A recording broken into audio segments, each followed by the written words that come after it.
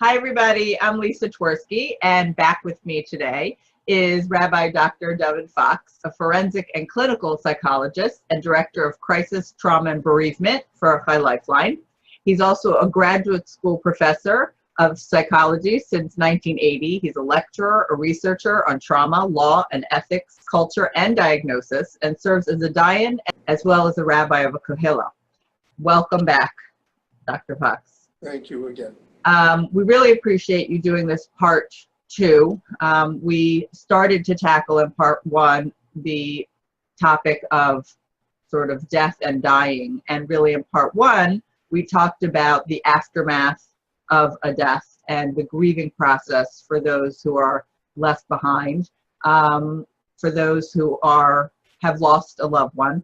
And now we're sort of working our way backwards a little bit to talk today about when somebody is given a terminal diagnosis or has been battling an illness and is told there's nothing left to do.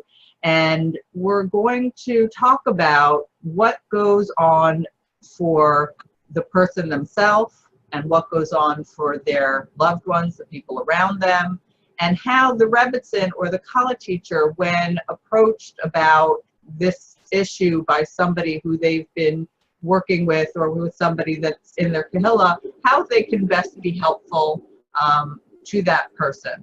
So, Dr. Fox, I'll ask you to sort of jump in and just give us sort of an overview of what the struggles are and what the different, I'm sure different people struggle differently, but what the struggles are for both, first the person, if they're, an adult and understands, and or maybe a child of a certain age who understands, and then also for the loved ones who might be, who are going through their own struggle when they hear this kind of news.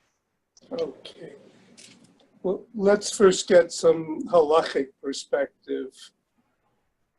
Chazal in the Gemara and all the way down through the Shulchan Aruch hundreds of years later, they gave us some guideposts to try identifying when death looked imminent. And I'm not going to talk about the halachas associated with each of those stages, but rather to inform us that Chazal did give us some behavioral signs which helped us identify, or helped the family or the rofe, the physician, identify when it looked like a person was approaching the end. And Chazal referred to Shchiv Meira, the person who looks like he's on his deathbed. Chazal speak about a person who's reached the state of Gesisa, Goses, which means that death is likely to be quite soon. And one of the paradoxes is that with the advent of various diagnostic and medical and laboratory and radiological procedures, so more and more physicians are able to make predictions about how long a person is likely to survive. So with or without some of the halachically based simanim, it is very, very common, fortunately or unfortunately, that physicians will look at blood tests, or they'll look at MRIs, or they'll look at other procedures, or even a clinical examination, and then they will start entering into the field of statistical probability of predicting. And for this reason, we halachically and hashkafically have to grapple more and more with this question, that if the doctors have told us there's nothing left to hope for, or that there are no medical interventions that will make a difference, so then what are we supposed to do with that information, in that the person has not reached, from a traditional halachic point of view, has not reached one of those criterion stages that show observable signs of being moribund, of being in the throes of death. Sometimes based on a laboratory profile, someone will be told months in advance that they can't expect to overcome this illness. And so now the paradox is that we have a little bit more exactitude in being able to anticipate the end of life. On the other hand, we have the concept of bitachon, which means that we want to have confidence and faith that doctors don't know all the variables, and sometimes people can make changes, and sometimes we end up praying, whether it's right or wrong, praying for miraculous outcomes despite the hard evidence. And then we also now have the quandary, which probably didn't exist a few hundred years ago, which is if the doctors have told us that they are miyayesh, which means that they no longer hold out any hope that they can provide relief or they can provide cure. So what exactly do we tell people? And there are three issues, both from a halachic view, but maybe more germane to the Rebbitzin from a hashkafic and clinical management, namely the three issues. What do we tell the patient? What do we tell the family? And what do we tell the caregivers if they are not the same as, let's say, the children or the spouse? What do we care the concerned other who's in charge of the day-to-day care for this relative or this loved one? What do we inform them? So this is, let's say, less a challenge for the rabbi and for the Rebbitzin. It's more of a halachic dilemma for the physician. On the one hand, Chazal have been quite clear that even though we may be approaching a stage where we want to suggest that the patient says vidui, but we don't want to dishearten them. We don't want to say things in a manner that implies that there is no longer any room for hope. We don't want to dispirit them. We don't want to propel them into a depression, because this can expedite Lisa, this can expedite death if the person feels no more vigor, no more energy, no more hopefulness. So even though hope is a psychological or even a psycho-spiritual experience, but it is very, very intricately involved with life energy. And if a person has no hope, there's no biology of hopefulness. If there's no biology of hopefulness, then there's no will to live. There's no will to live. So by informing them carelessly, we may be hastening the imminence of their passing. So again, let's not talk about what the Rofe should say. That's a halachic issue. Let's talk about the Rebbitzin, for whom these wonderful talks, this wonderful project is being geared. So the first thing is that it is not common that the clergy person is the one who's giving out that information. With changes in the law, much of the time it does become the obligation of the physician to give over that news. In fact, depending on the jurisdiction, the physician may be obligated not to mince words and to give over very direct, explicit descriptions of what the test findings are, what the diagnosis is. So it's not typical that the Rebbitzin will be doing the notification.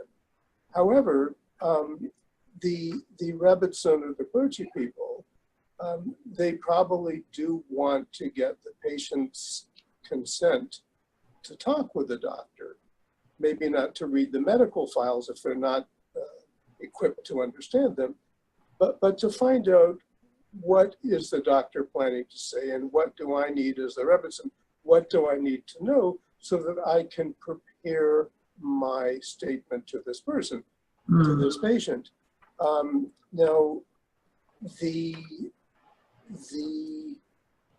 experience that I have is that when patients whom I work with as a therapist have been given that notification and have been told that there's nothing more that the physicians can do or the doctors are expecting that within the course of however long, this person will begin to succumb to the disease.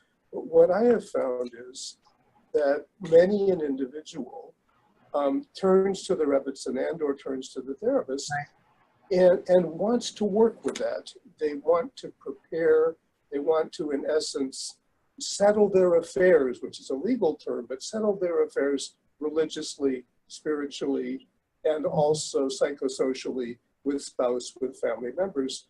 And that can be a very rewarding but challenging course of pastoral counseling. How can you help this person, escorting them on that final journey so that they feel that they are addressing everything they need to do so that when they're gone, there are fewer emotional loose ends for the family. And I want to talk a little bit later. You'll probably ask some probing questions and we'll address that. But again, I'm dividing this into three segments. The first is, what do we say to the patient? And we want to talk about that. Secondly, what do we say to the family members? And this is an important challenge that we, as the Rebbitzin, as a clergy person, we don't want to disclose anything to children or to spouse without the prior consent of the patient. In other words, if we're going to be the bearer of bitter or difficult news, we can't do that unless the patient says it's okay. Sometimes this dying person, this ill person, they want to share this themselves. They want to be doing the disclosure. And if preemptively we decide we're going to do it for them, this can be a trigger for disappointment and for anger and frustration. So we don't disclose this very delicate information unless the patient wants us to. And if the patient does want us to, it really does, for the Rebbitzin, have to be close to what we clinicians call an informed consent, which means Say again? It has to be very close for the Rebbitzin. It has to be very close to what we clinicians call an informed consent, which means it's not enough that the patient says, no, you tell them, but we want to go and spell out, well, what are the ramifications if I do that disclosure? That you may find that your children are stunned.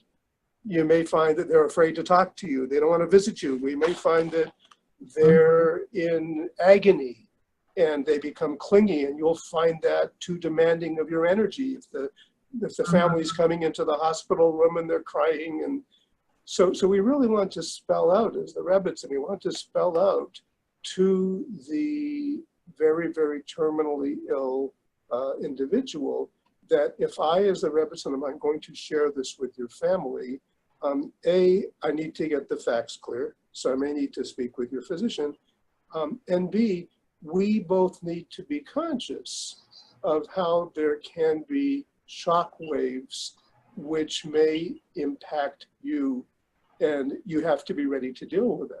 Right. If your children are struggling, your wife, your husband is struggling. And then thirdly, what do we tell the caregiver? Let's say it is the spouse, let's say it's somebody else who's really in charge, whether it's they have medical power of attorney role or whether it's just they are the day-to-day companion of this person. What do we tell them? Because anticipatory grief, which means the mind trying to reconcile in the present how they're going to deal with something that's coming up in the future, that anticipation of grief. So it can make people nervous. It can make people unsure of what to do and what to say. It can bring on understandable feelings of sadness. And the reason that's risky is that both from a clinical management view and from a halachic management view, we don't want that caregiver walking in day after day to the patient's bedroom with a morbid expression on their face. We don't want to cause that person more anguish by seeing that we are devastated and no longer have the verve and the energy and the enthusiasm to give the love or to give the attention. So again, providing the information. There are three different segments. What do we tell the patient? What do we tell his or her family? What do we tell that person who's in charge of caring for them? Recognizing that there are going to be emotional ramifications for each of them, especially for the patient, in learning that they now are facing the probability of not surviving this. And how can we keep them energized? How can we keep them to a degree hopeful? And at the same time, how can we help them integrate that from a scientific view? There's nothing more that can be done for them. Right.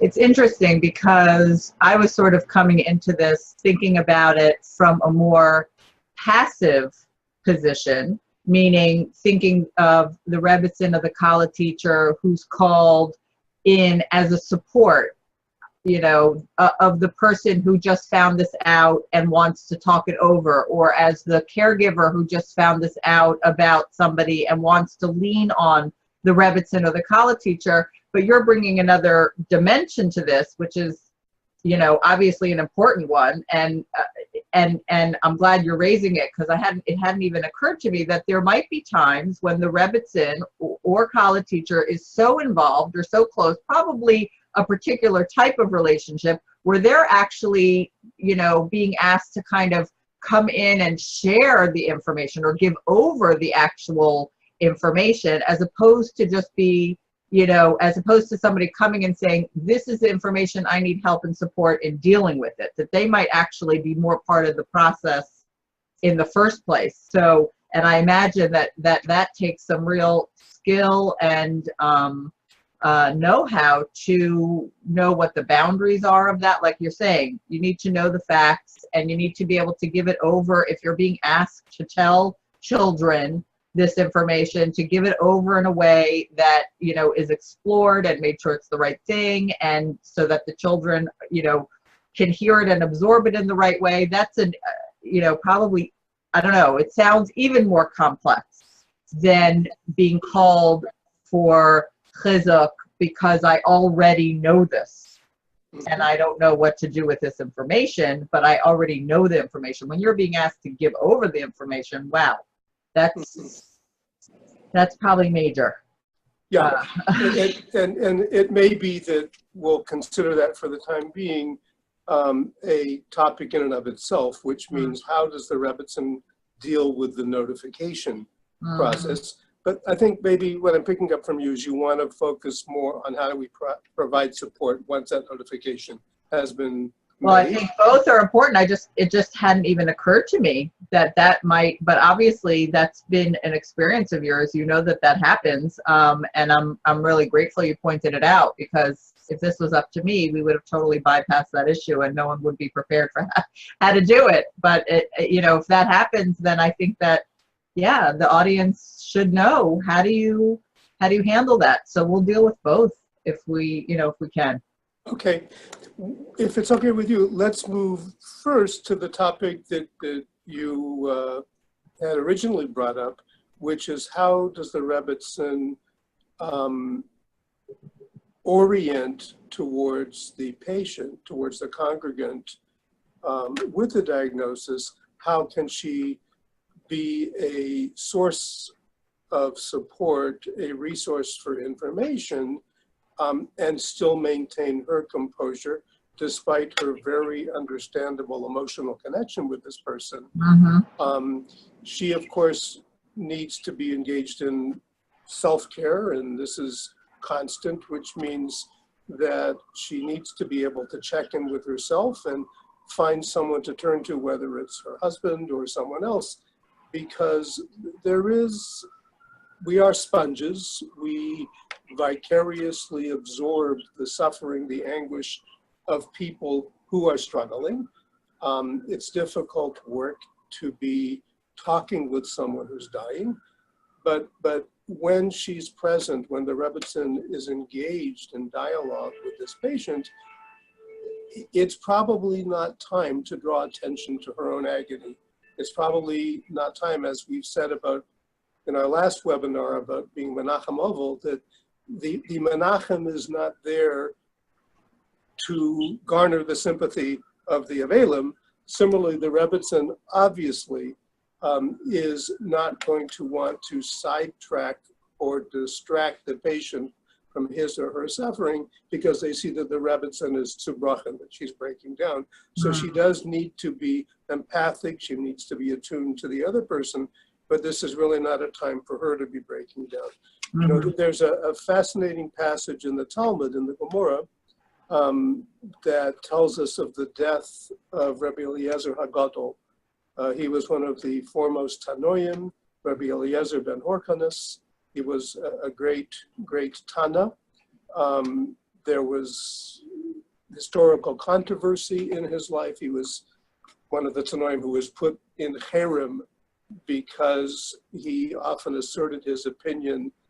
And even though there were bas calls coming down from Shemayim telling him he was right, but the majority of rabbis disagreed with him. And we have halacha lo b'Shemayim we don't listen to the bas call, we listen to the majority. And so Rabbi Eliezer ben Horkanus, even though he's able to demonstrate so many times in halacha that his opinion was the valid one, because he did not submit to the majority, he was ultimately put in a form of cherem, which is a very wild thing. But he had very, very wonderful Talmidim, including Rabbi Akiva. And Rabbi Akiva and his colleagues went to visit their great Rabbi Eliezer HaGadol as he was dying. And the Gemara says that they began to cry, each one of them, and then turned away to not subject him to their own misery because that was inappropriate. They needed to be supportive to him and not distract him. And the Gemara talks one by one about how each of them tried to offer words of support. And he was very, very sharp. And whatever each of them tried to say, he found some way to refute it. And it's a very, very emotionally powerful passage in the Talmud. But ultimately, Rabbi Akiva, who was the chief among his students, presented him with some words of support. And then, to me, it's one of the most vivid images in all of the Talmud Bavli. It says that Rabbi Eliezer, just before he dies, he lifts up his two arms, and he says, these two arms are the Atzei Chaim of a Sefer Torah. And in essence, it is now time to make Hagba on my neshama. In other words, I am ready to ascend now. And the Gemara talks about how he prepared for his demise with submissiveness, but with confidence that he had done his best. And that's the ideal, that when the Rebbitzin goes in and she's there and she's supportive and she helps get that person to a point of acceptance so that they feel they have tied up as many loose ends as they can. They have settled their spiritual and emotional and familial affairs. And they can now, in essence, feel that this is an elevation for them. They are ready for that ascending. You know, that would be beautiful if we had that finesse. But let's talk about the challenges of doing this, because the Rebbitzin, you know, seldom do we have the perfect words that Rabbi Akiva had. So what are the issues that the moribund, the terminal person is going through? So firstly, understandably, no matter how sacred a life they have led, no matter how they've consecrated themselves to Avodas Hashem, no matter how righteous, how pious, how good they have been, many people are afraid to die. We don't know what it is. As the Rishonim say, no one ever went there and came back to tell us about it. Right. And the most strong Boteach B'Hashem, the person with strong Yiras Shamayim, something is still unsettling about what's going to happen to me. Now, there are people, the Gemara says, who are very pious and when that moment comes, it's a very rapid, smooth process. The Gemara says that the Rasha, as he is approaching death, it's as difficult to extract his neshama from his body as it would be to take a ball of cotton off of a thorn bush. You're tugging and it's shredding and it just doesn't want to leave, because that Rasha realizes that he doesn't know what's going to happen to him and he's worried about it. And the Gemara says that there are people, tzaddikim, who really do settle their affairs. And so getting the neshama out of the body is as if HaKadosh Baruch Hu is taking a black thread out of a bucket of white milk. You reach in, you see it, it doesn't belong here anymore, you take it out. And it's a facile, swift process. So there are people who are entirely prepared for death. On the other hand, it is not uncommon, particularly we find that when this patient's faculties are shutting down, let's say they're at a point they can no longer see, or let's say they're at a point where their consciousness is waxing and waning, that a certain panic is going to set in. And they may talk to the Rebbitzin about that fear, and we've got to validate that fear. We can't make the mistake of saying, you have nothing to be worried about. We can't promise them that. We can't tell them that, don't be scared. We have nothing to fear but fear itself. There's all these adages that we can't use on them. And we want to validate, this is an unknown that you're facing. And this is something that you've known all of your life that one day you'd get to, but it's surreal and it doesn't feel familiar to you. And let's give you the freedom to talk about your fear. And I'm not going to judge that fear. Now, if the person says, give me some words of chizuk, if the Rebbitzin has on tap mystical statements or hashkafic statements, or she has words of encouragement and soothing, that is fine. What we generally see is if the Rebbitzin or the rabbi is going to start offering things that would seem a little bit strange. If we start talking about the voyage of the neshama and that, on day 1, this is what will be happening in Shemayim, and day 2 and day 3, even if you can cite exactly what sefer it came from, the more cerebral and abstract it gets, the less comforting it is for a person. So we want to have on tap words of reassurance and comfort. Of course, vidoy is a source of reassurance in the psukim, and to have the Rebbe chat with this person can be very comforting and soothing. I have something just appeared on my screen. I'm assuming it's not, we're still okay? Yeah. Okay. My screen says yes. Okay, so we're okay still. Yeah. Okay. The person may speak about their fear, their panic, their anxiety, and be there with them and validate with them and offer them words of consolation from the Chazal, but don't trivialize, minimize, or dismiss the fact that they're turning to you with fear and they want to talk that through. Another common challenge is the person who, instead of expressing fear, goes into a depressed state. They go into a depression because they're grappling now with the reality that we're done. The things I wanted to do with my life, I didn't do them all. Right. The quality of relationships in my marriage and with my children, I wish I had, I didn't succeed at in every way. There's a sadness. I remember being there for someone who was approaching the end of his life, and he went into a depression, and his statement, oddly, surprisingly, was, I don't think I learned enough Torah.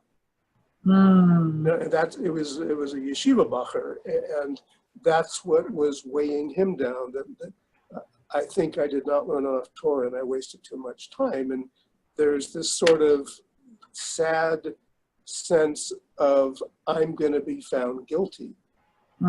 Sometimes that's spiritual. And this is one of the reasons that we offer them the Vidui process. So they can pay attention, they can express spiritual remorse that they made decisions that they now wish, that they now regret. Sometimes it's not so much spiritual, it's more psychological, that it's time to make Hagba, and we never finished reading the Parsha. Right. Using that image of Rabbi Elazar ben Horkinus. So sometimes the Rebbitzin has to be there to deal with the sadness. As difficult as a depression is when a person's health is failing, because it can mean they're going to shut down and their motivation is going to drain, nonetheless, there is a legitimacy to being in a sad state. When we take stock of what we never accomplished, the Gemara says, "Einad ameis v'chatzi tavaso biyado," that nobody dies without realizing that half the things that he wanted out of life he never achieved. Right, or didn't get to see, children who I won't get to see, whatever, get married or have kids, or, all of that unfinished. Like you were saying something about settling their affairs, helping someone, either settle their affairs, or it sounds like what you're talking about, helping them or being there with them and just allowing them to be sad over the fact that they will not settle certain things. It is true. If somebody has, 7 unmarried children and they're on their death, it's just true. It's just sad. And I guess the process is just allowing the expression of that. That's different than actually settling affairs, that maybe there are things they could do or settle as they're approaching the end of their life. Maybe there are certain things they could, correct or repair or whatever. And then there's certain things that it's just sad. They aren't going to get to whatever. I guess there are 2 different things you're talking about. Yeah, the things that can't be finished and can't be settled. So sometimes the Rebbitzin has to help this person grapple with that reality that, as we said, we can tenderly cite that adage from Chazal that all of us at the end of our lives, we look back and half the things that we wanted to do or needed to do, we didn't do. And to just recognize that our avoda is constant, but lo alecha hamalacha ligmor, as it says in Pirkei Avos. HaKadosh Baruch Hu really understands that you're not going to finish it all, and we work and we work and work until we can't work anymore. So help them grapple with that. On the other hand, things that are unfinished that can be settled, so the Rebbitzin can be a catalyst at times to help them look for solutions. For example, there are things they wanted to say to that daughter before her chuppah. There are things they wanted to say to the grandson before his bar mitzvah. There are things that they need to say to their spouse, that whether it's asking of mechila or whether it's to make sure that you give that spouse your emotional verbal tzava, that what I want you to do after I'm gone is this and this. Or sometimes it's something as uncomfortable as that the dying person has resolved. They don't want their spouse to grieve the rest of his or her life, and they want to give them reshus that it's okay to remarry. I want you not to feel that your life has to stop when my life is over. So whatever it is, sometimes the Rebbitzin can be the catalyst. It may be, if the person has the koach, that the Rebbitzin can propose, that they video to each of their descendants what they want them to know. That I'm leaving behind a 3-year-old granddaughter. I won't be there for her chuppah. She barely knows me, but I want her to have this visual, accessible memory of me. I want this to be played at my 5th yard site. And sometimes that is a sort of a microcosmic way of tying up the loose ends. It can be a symbolic way. Sometimes the Rebbitzin can be the facilitator of bringing in that estranged family member and getting that final reconnecting dialogue. Mm-hmm. You know, the estranged child or the estranged parent, who knows what it might be, but they're conversations that didn't happen that needed to happen, and the Rebbitzin can mediate that conversation. Right. And can prep that family member or that business partner or that scoundrel who never paid back the loan, whatever it is, that he or she will come in, and the Rebbitzin will prep them of how we need to have this talk. And it can't be a talk that creates more aggravation, but it needs to be one of resolution, of forgiveness. And sometimes the Rebbitzin can offer that support. So again, there's the anticipation of death, which is a scary process for many. There is the experience of sadness, of depression beginning to set in, which the Rebbitzin has to handle very delicately. There is the resolution of unfinished issues, which the Rebbitzin might be able to propose ideas to address them, may be able to facilitate a conversation. And then, of course, besides all of the psychological things, there is the spirituality part. Can I just interrupt for a second? Please. Before we get to the spirituality, I just wanna underscore, because I think it's a really important thing to recognize, and I like the order you put it in. You talked about the depression, and then you talked about the resolution, and I think that, you know, the lay person, and sometimes not even the lay person, even sometimes the therapist maybe, but often the struggle is not to jump in too soon with a solution, an answer. You know, so on the one hand, I hear you saying they need to be able to hold the disappointment and the distress and the depression of unfinished life expectancies, being able to be at a child's this or that or the other thing. And then there's the, once I'm able to sit with you with that, not too soon, but once I'm able to sit with you with that, I can offer some creative, you know, there still is left for you to do something, a video for that child, a picture, you know, book for that, a letter, inscription in a Tehillim, that there still are things. Yes, you will have unfinished things, but there are things in this time you have that you are still able to do. But I think the important message is don't rush to, oh, but you could still this, you could still that. There has to be an acknowledgement of what is not going to be done, of that emotional level. It can't be with the solutions too quickly, although they are there after some validation of what this person's going through. I think that's so important, and probably will be a similar suggestion once we sort of talk about the spirituality for the caretaker or the loved ones of the person who's dying, that there's both the sadness. It will always be sad, even if there are things that you can do with this time, or you can make meaningful about this time of, you know, dying, and that there has to be that holding of the sadness. There just has to be. Correct. And similar to the things we talked about in the last webinar about what to say and what not to say when we show up for the so-called nichum, which is really not consoling them at all, but it's, as you say, it's being a container for their agony. Mm-hmm.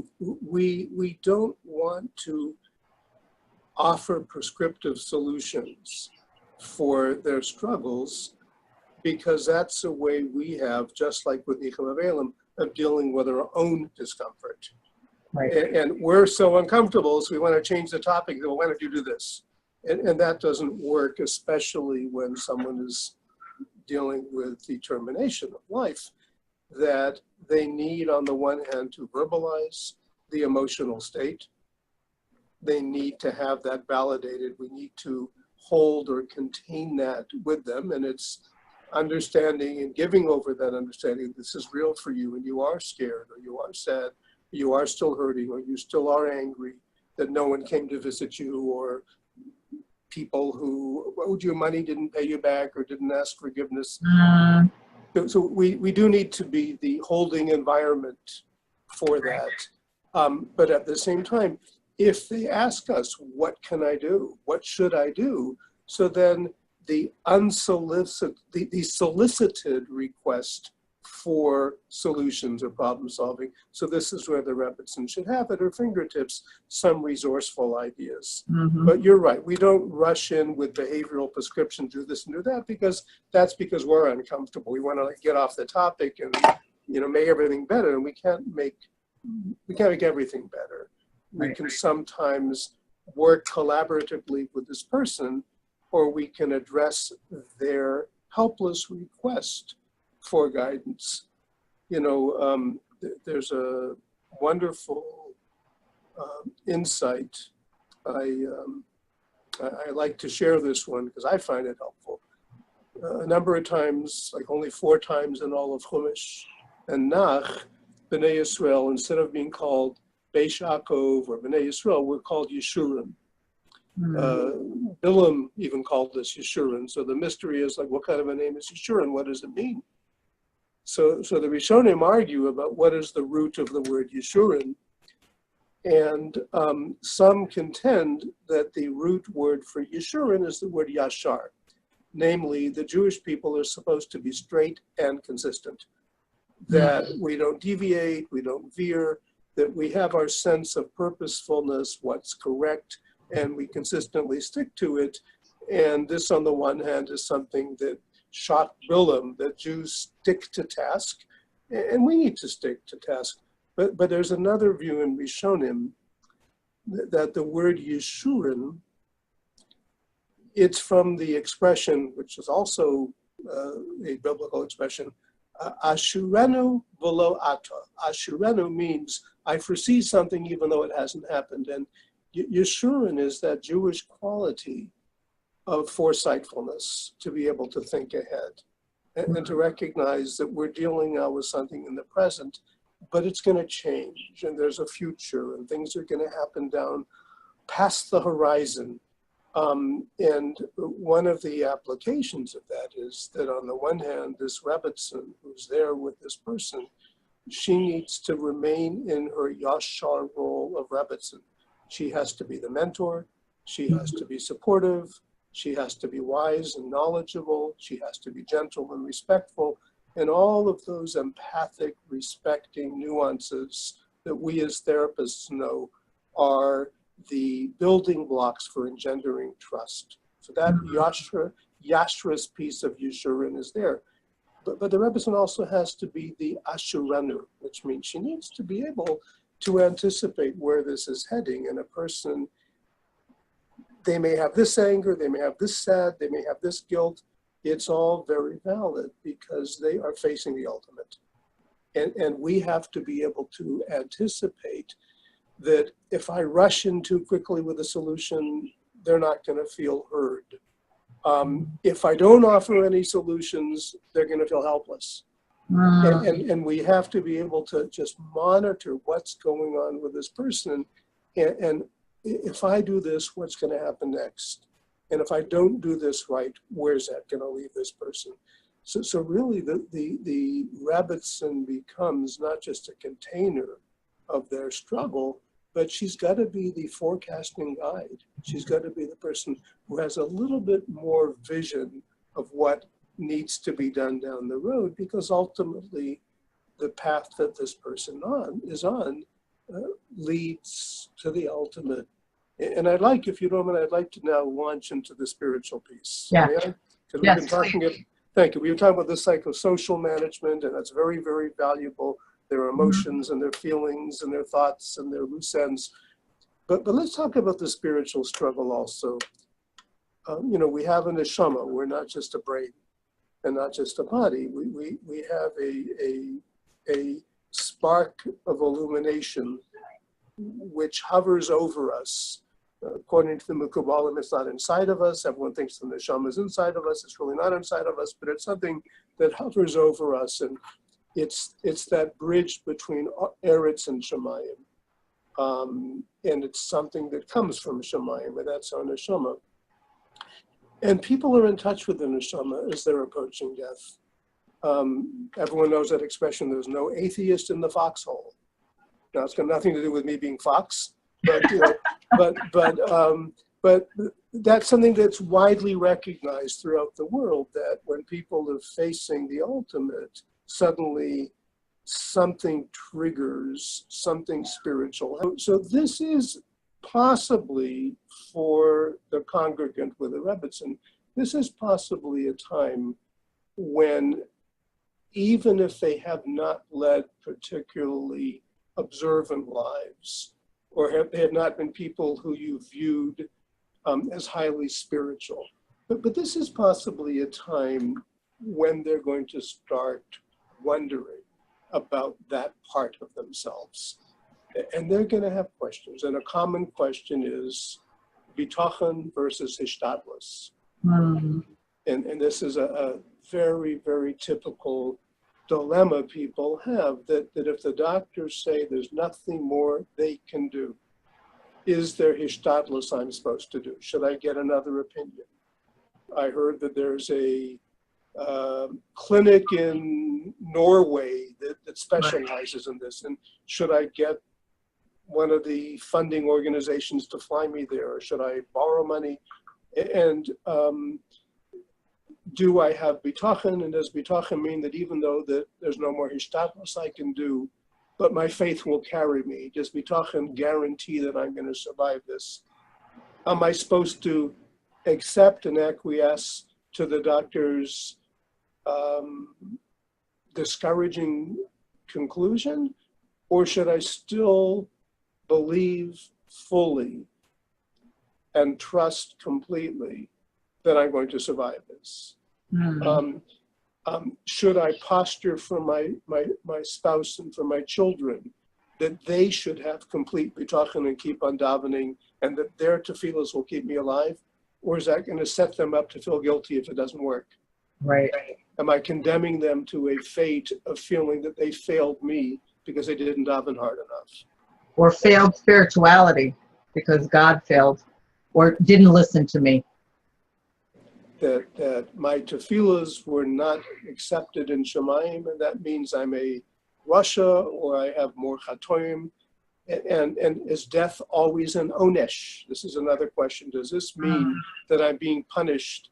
Is the fact that the pain and the yisurim are mounting, does that mean that I won't have any yisurim in olam haba? Or is this just a precursor of what I have to expect for eternity? And what does a Rebbitzin say? What does a Gadol Yisrael say? What does a Rosh Yeshiva say? What does the rabbi say to these questions? And we've got to do some preparation. The Rebbitzins need to look into these questions.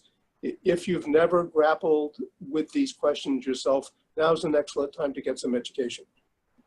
If you have grappled with them, so do a refresher, read up the sources, read Ma'aber Yabok, read Gesher HaChaim in the last volume, where he has essays on a lot of these questions of eternity and existentialism. But be prepared that this is likely an interval in your life with this congregant where they're going to probe what's going on in Olam HaEmes, and what can my neshama expect here, and why is this happening to me, and what's the lesson I'm supposed to take, and do I simply resign myself to the fact that I'm going to die? Or should I never lose hope until the very last minute? And you've got to sort through the Maimori Chazal, because some of them apply afilu cherev chadu menechas al tzavar shalom al yishayish min aparanias min azchar. There are some striking statements in Chazal. We have to figure out which ones apply to the situation.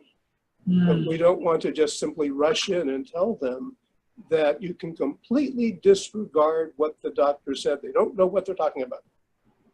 Now, there is a Shita in Rishonim that things that happen on the surface of the body, doctors have rishus to heal, and things that happen that are invisible, they're not on the surface of the body, the doctors have no rishus there.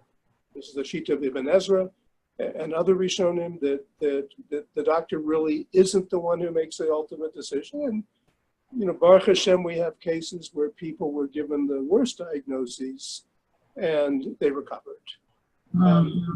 Do we tell people that? Or is there a certain point where it's not fair to tell them that because it's going to catapult them into more denial, and they do need to focus on reality?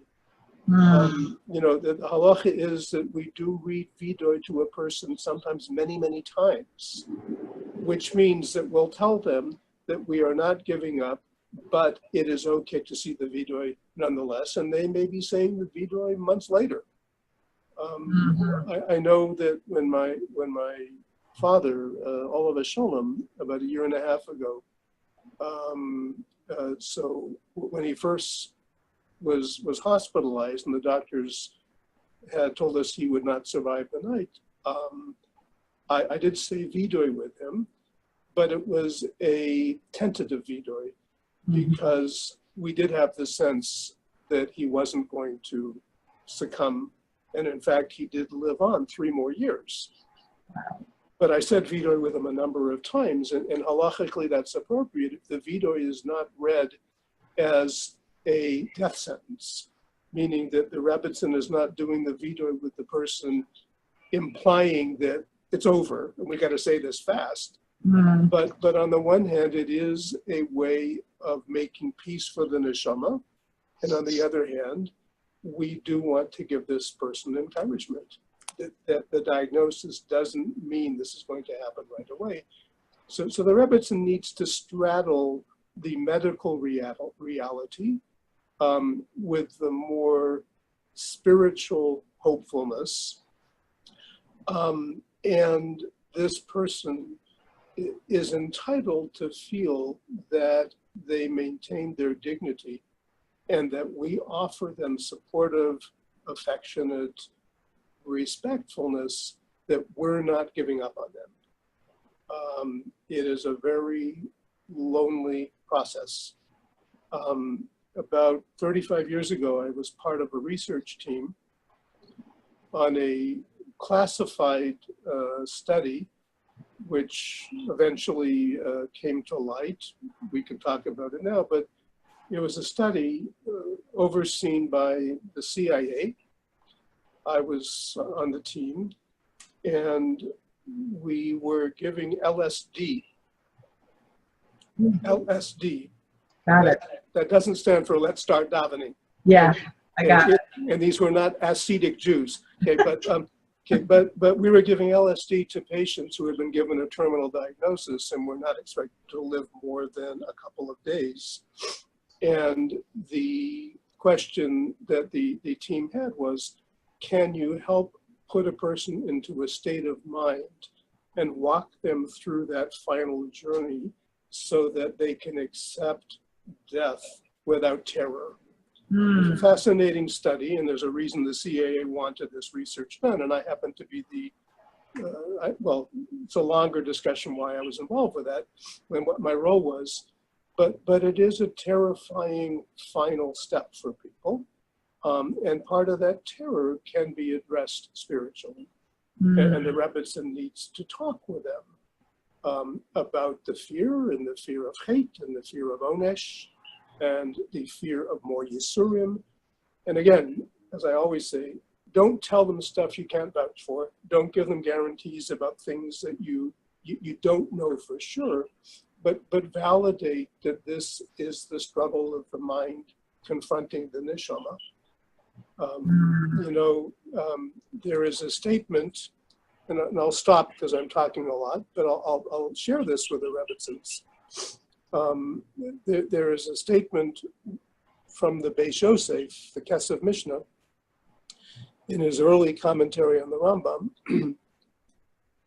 based on a complicated text in the Gemara and Bava Metzia, that the final psak that a posik gives before Misa is not binding. Because as he is gearing for Misa, he has virtually left his body, and whatever he's saying is coming solely from his neshama. And if it's coming from his neshama, he has the status of a malach.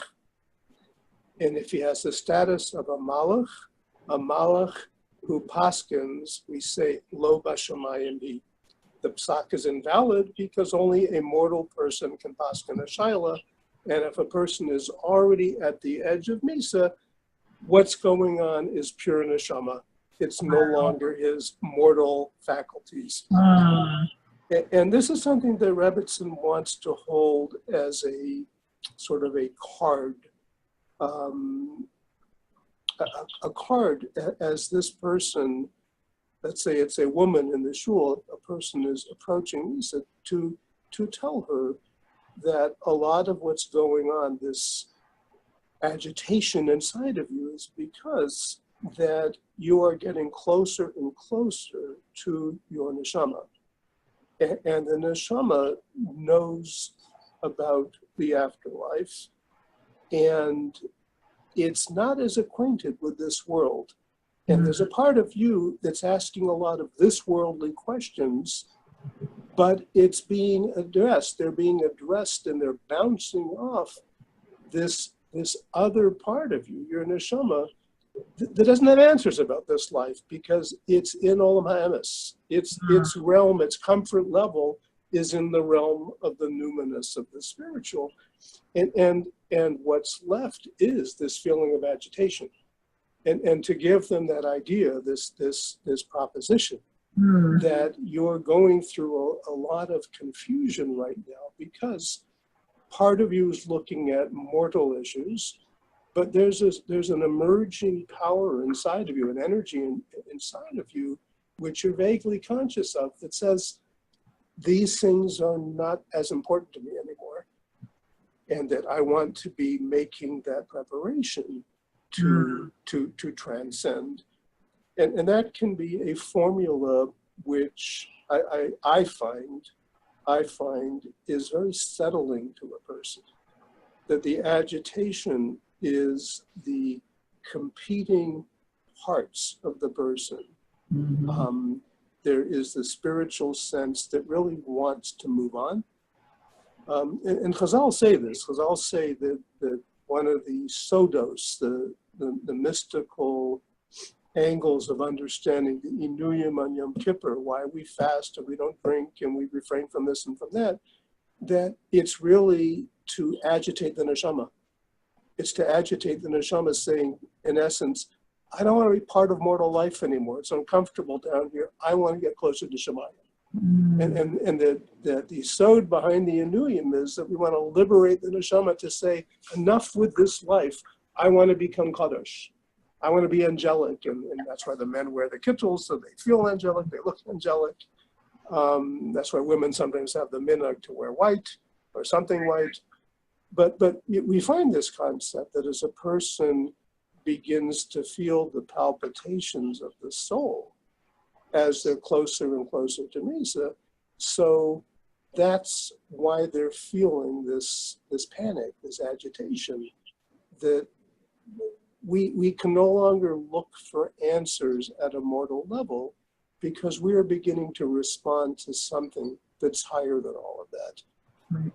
Right. Let me stop because I don't want to lecture and I don't want to pontificate. Well, yeah, I want to underscore two things that I'm coming away from with this. One is that although you said, let's talk about the spiritual now, we were talking about the psychosocial, let's talk about the spiritual now. We were talking about the psychological, let's talk about the spiritual now. It sounds to me like a lot of where you go spiritually or where you go hashkafically has to do with what you've assessed the person needs psychologically.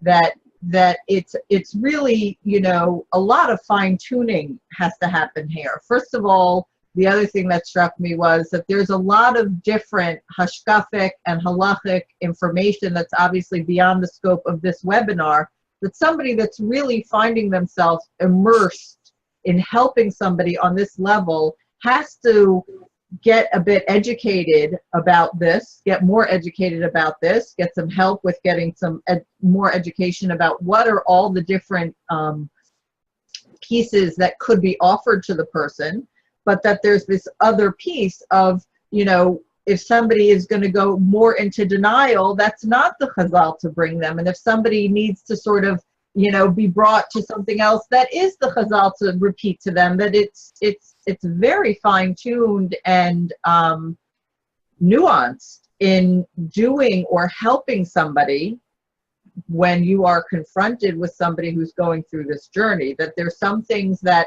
you know, we can all glean from this that might be helpful, some basic principles and some specific suggestions, but that on the spiritual level, we need a lot of education and understanding about all that's out there that could be beneficial for this person going on this journey to hear. But not everybody's going to have that level of information or education, and that doesn't mean that they can't be helpful, but they might want to, like you suggested, you know, do some more reading about this and do some more, you know, exploration and educating of themselves so that they can be the best guide or the best escort on this journey that the person might be going through. Yeah, and I think that there has to be that education. This wonderful series you're putting together for Rebbitzin is a foundation for getting more education. Right. There are a lot of forums to read. There's Shar HaGamul by Ramban. I mentioned already Gesher HaChaim.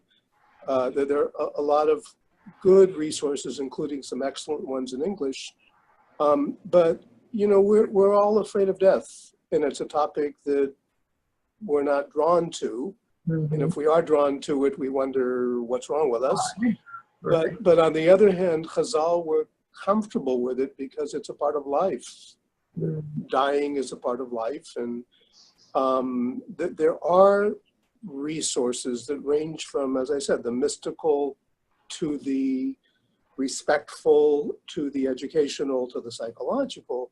And the Rebbitzin really wants to have resources. She wants to have some understanding. And what you said is very, very true and important, that there is, for most people, there is a paralleling of where they're at psychologically and the type of spiritual struggles they're going to have. Mm. They are rarely disparate parts of functioning. Right. You know, we all sing in Eishes Chayil, Noda B'Sharim Bala, Noda B'Sharim Bala. So the Zohar HaKodesh says that another way of understanding that pasuk is Noda B'Shiurim Bala, that each person's shar, each person's connection with Shemayim is B'Shiurim. It's based on where he's at mentally. Mm. And you rarely have, for example, a person who has, I'll just use an extreme example, who has a very benevolent spiritual sense and is a mean person. You know, so much of the time our mind shapes and flavors our spirituality.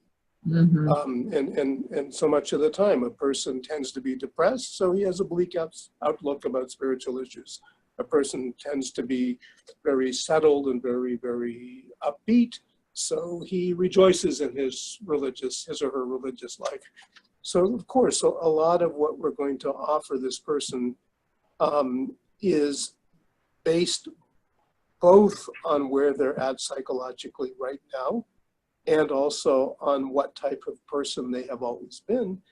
And the person that I am and where I'm at emotionally right now is probably going to determine what types of existential or spiritual questions that I'm having. And would you say that that's parallel for the family members, loved ones, caretakers of this person going on this journey, that sort of the help that you need to be with them is parallel to what we've been talking about in terms of the help that you need to be with the person who is nearing the end of their life, in terms of, both in terms of that their psychology is going to be, you know, kind of parallel to their spirituality, but also that helping them means helping them understand the spiritual nature of this, of what the person who's dying needs from them. Like, what are their needs, or how can the Rebbitzin, you know, be helpful to that person who might be coming for support around their whoever that's dying. You know, when the Rebbitzin doesn't necessarily have a relationship with the person who's dying, but has a relationship with the person who's a loved one of, what is our best way of being helpful to that person? Good. Wonderful, one insightful question. So let me give you, as I always do, 3 segments to my answer. The first is that if this companion or family member has a relationship with the dying person, which is primarily an affectionate one, primarily one of closeness and love, then this is a time where that has to be maximized. So if this is a good marriage, or this is a very devoted child, or a parent who, God forbid, their child is nearing the end, if the relationship is primarily flavored by a lot of affection, so that needs to be delivered consistently, and we can't make any shift in that. If it's my love that has always been the vehicle with which I approach this other person, then I need to be told that this is what they need from me now. That to withdraw, to appear nervous, to appear sad beyond a certain normal amount of sadness, it's going to be harmful for this person. They need to know that my love remains. You know, Shlomo HaMelech says, I'll call Peshoyim, no matter how vast the chasm is, Techasa Ahava. We can cross it with love. And if the love is the energy between me and this person, then I need to be told that that's how I orient right now. I have to give them that constant intravenous sense that they are plugged into my heart. So that's for the person whose relationship is primarily loving. Now, part 2, if we're dealing with a dying parent and we're dealing with children, younger children, this is a whole different dimension. It's a whole different webinar. Because how do I address the child who really can't be for the parent because the child is struggling, that this isn't supposed to happen, and I'm only 5 years old, or I'm only 10 years old. And so the Rebbitzin who's going to be working with the child to prepare them to say their goodbyes to the parent, or to figure out what's actually happening with the parent, this is a whole different discussion, and we need to consider doing that one. What does the Rebbitzin do with young people in helping prepare them for death, because they're not ready for death when they're kids. Right. So that's a whole different discussion. The third piece, and this is something I know that you're aware of because of your wonderful work as a therapist. In crisis, invariably, if there are problems in a family, they come out during crisis. People always regress back to their worst point in the family, their style of interacting with the siblings or with the parent or whatever it might be. But in crisis, the worst stuff is what comes out.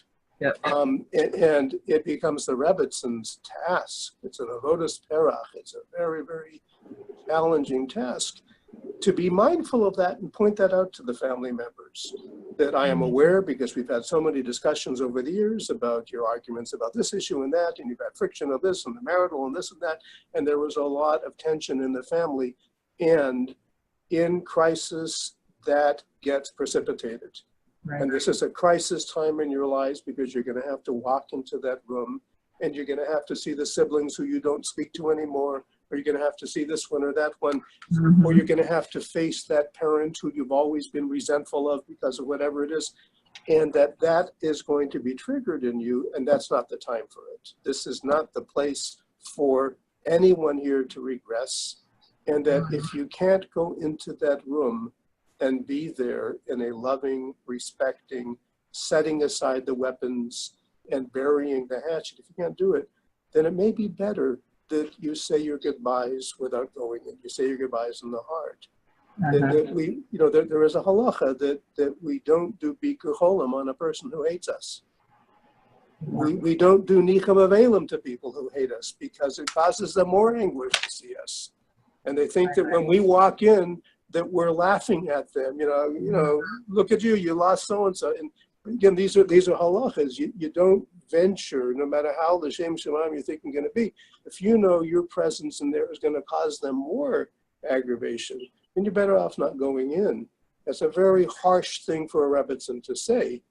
And we probably want to say it in the opposite, that let's put this aside because it is so likely to come out and cause more distress to this person who's on their final journey.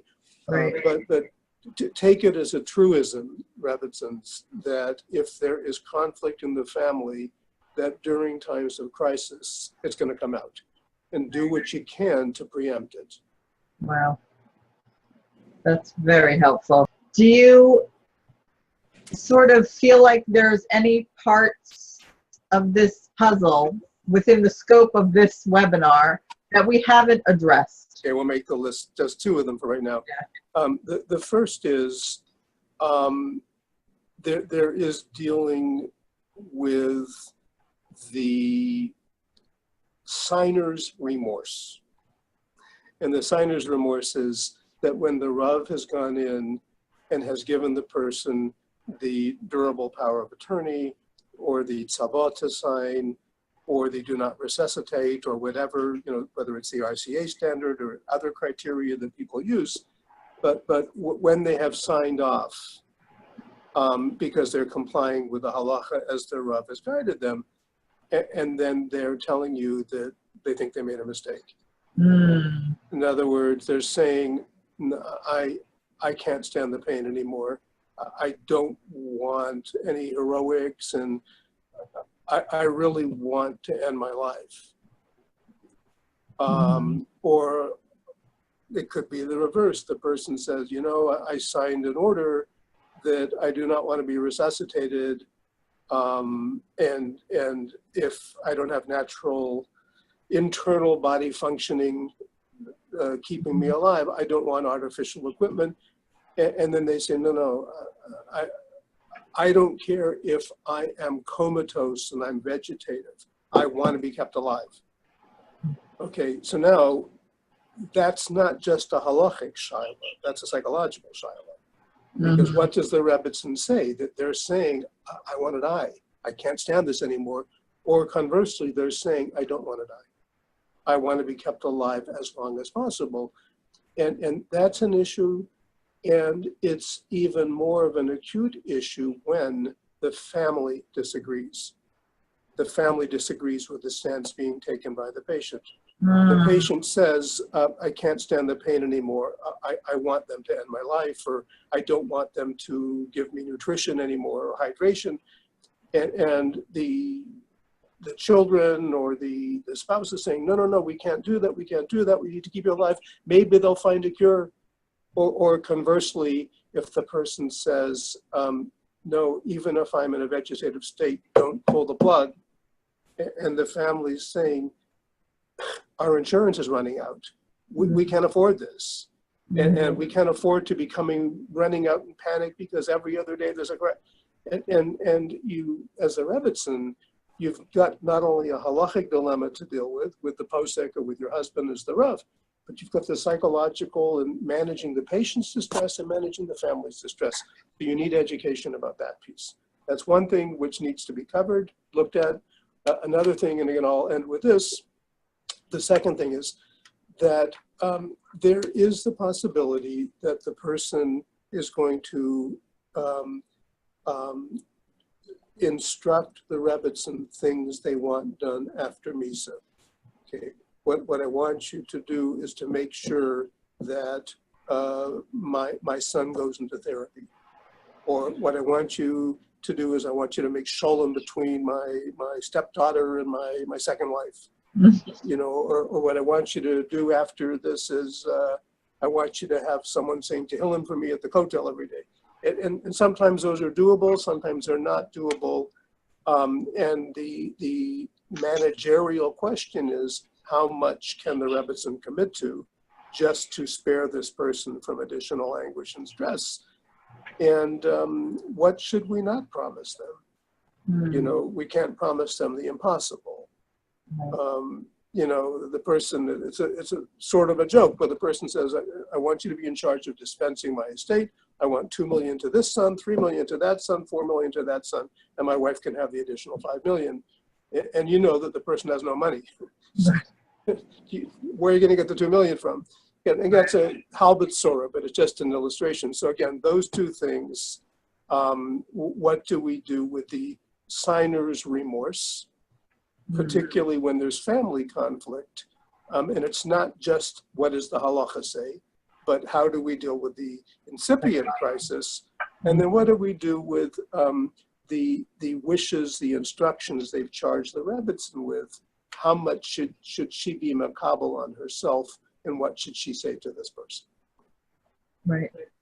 So these are two issues to be aware. You know, part of what we can, you know, educate here today, what's within the scope of the webinar, is to prepare all the Rebbitzins or college teachers out there that might be approached about what all the various things that might come up are, and to be prepared either yourself, or if it's not something within your purview right now, not something you're dealing with right now, to at least know that if somehow you get thrown into the situation, that these are the things that might arise, and you want to be prepared with where are your resources, who are you going to bring in to help you negotiate all of this, whether it's your husband who's a Rav, whether it's some other Rav or a couple of Rabbanim who deal with this, or other professionals who deal with this.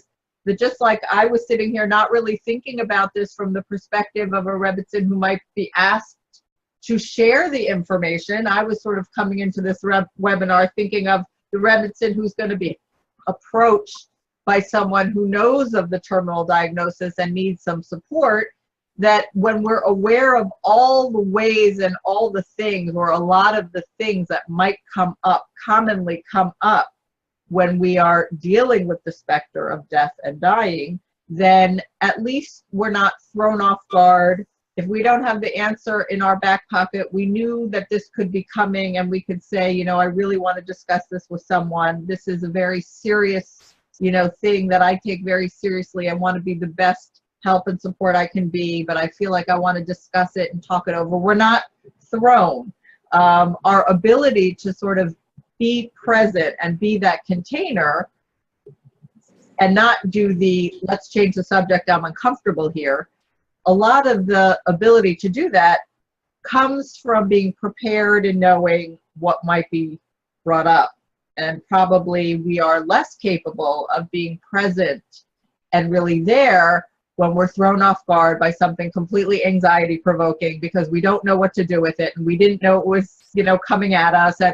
When we know it's coming at us, even if we don't have an answer, we're able to sort of sit there and say, you know, this is important. I don't have an answer, but I want to think about it and get back to you and have this conversation with you. And that just that, knowing they're being taken seriously and that someone's really there for them, there with them, is probably, you know, one of the most important pieces of all of this, I would imagine. You summarized it exceptionally well. Let me distill it into, call it bullet points, okay? Mm-hmm. Okay, so number one, what you're saying and what I'm saying, listen receptively. Withhold judgment and critique of what the patient is sharing with you. Keep your own anguish in the distance as much as you can. Mm. Validate their own emotional distress, including the existential thoughts and questions that they're asking.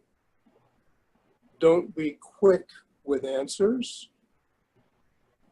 Don't be hesitant to tell the person that their question is very profound and that you need time to think about it and look into it. Don't offer them quick fixes or guarantees of things that you can't vouch for, that you can't promise. Don't run away from their distress, including their spiritual struggles. Mm-hmm. And at all times, speak to them with as much confidence as you can, because you are an authority figure. You are a figure with power. So carry yourself with composure and confidence, but create an atmosphere of gentleness, of respect, of warmth, because those empathic qualities, gentle, respectful, warm, those empathic qualities, which are attending to the congregant, not tending to my own struggles, those empathic qualities of gentleness, warmth, and respect, those are the qualities which will engender trust. And they need someone who's solid. They need that Evan Yisrael.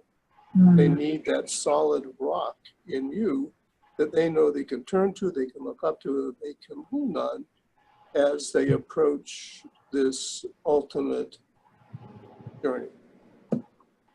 Excellent. Amazing.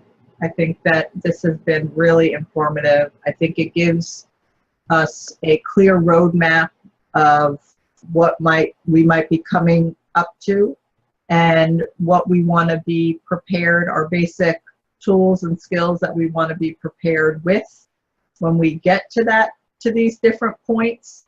And I really appreciate you taking the time twice to help educate our audience about these really, really, really difficult issues that people face and that they are there to face with them.